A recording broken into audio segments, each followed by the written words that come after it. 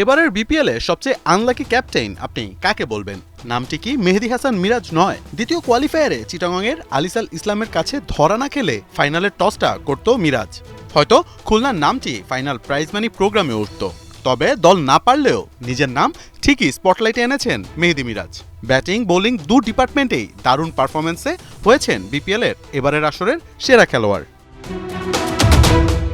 বিপিএলে মিরাজ এবার ব্যাটিং করেছেন টপ অর্ডারে। নতুন বলকে দারুণভাবে কাজে লাগিয়েছেন এই অলরাউন্ডার। বিশেষ করে যখন থেকে ওপেনিং করা শুরু করেছেন তখন থেকে পাওয়ার প্লেকে কাজে লাগিয়ে রান তুলেছেন দ্রুত গতিতে।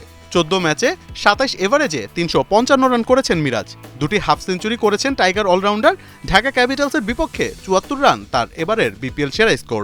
132 স্ট্রাইক রেটে ব্যাট করা মিরাজ 30টি চারের সাথে মেরেছেন 19টি বিশাল ছক্কা। বল হাতেও মিরাজ দেখিয়েছেন তার ক্যারিশম্যাটিক ঘূর্ণি। 14 ম্যাচে 49 ওভার করে 27 এভারেজে রান দিয়েছেন 378। রংপুরের বিপক্ষে 6 রানে 3 উইকেট মিরাজের বেস্ট বোলিং ফিগার। পুরো আসরে প্রায় 8 ইকোনমিতে বোলিং করে নিয়েছেন 13 উইকেট।